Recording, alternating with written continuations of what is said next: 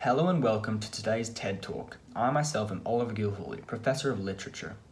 I'm joined here with my co-host and partner, Damon Whitesmith. In today's TED Talk, we'll be discussing and exploring the nature of tragedy in one of Shakespeare's most renowned plays, Macbeth.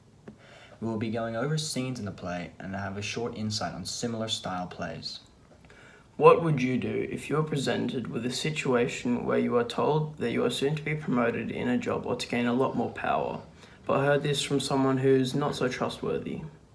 This is the exact concept that Macbeth was displayed by the witches when they talked to him for the first time.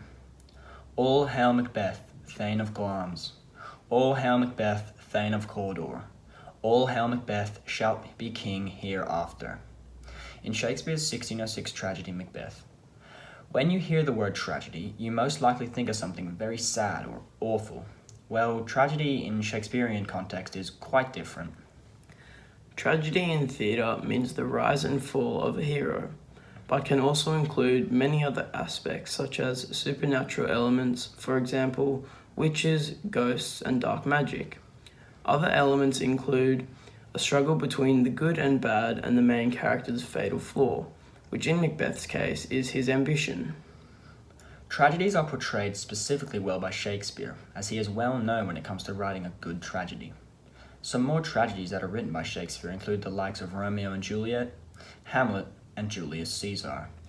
Going back to the part about what you would do if you're being put into a situation where you have been given news by someone who might not be so trustworthy that you are soon to be promoted to a higher job or to gain a lot more power, what would you do?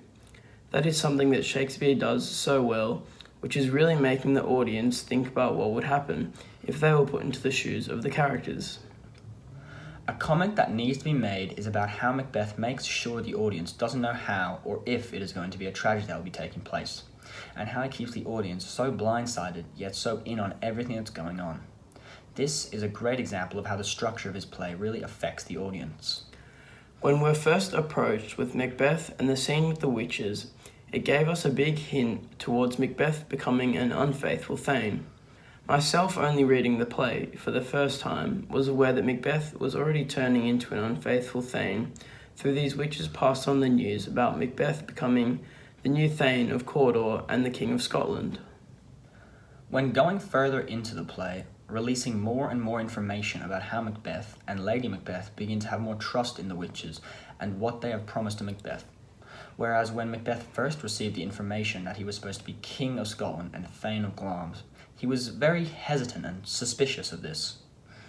This creates a deidatic effect on the play, as witches were known to be untrustworthy and evil beings, which makes the audience receive what you could say to be a life lesson or something to take from the play, as God played a major role in that time between the good and the bad.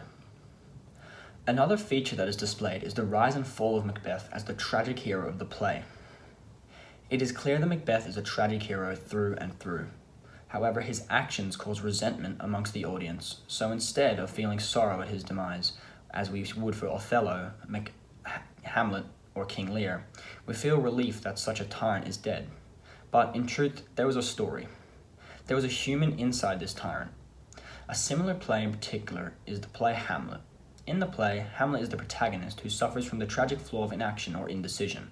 Because of his great inability to act or decide, more specifically to act and or decide whether or not he should avenge his father's death. In the end, Hamlet does end up dying because of this. Overall, Shakespeare's plays such as Hamlet, Macbeth, Othello, King Lear, Julius Caesar all portray the nature of tragedy and the rise and fall of a tragic hero with their fatal flaws. For Macbeth, the nature of tragedy was persisted throughout the play, with tragedy as the main focus of the play overall. That just about wraps it up for today's TED Talk. We really hope you enjoyed it just as much as we enjoyed presenting it to you. We thank you all for joining us again, and we really hope to see you in the near future for some of our more interesting talks on TED Talk. Thank you and goodbye.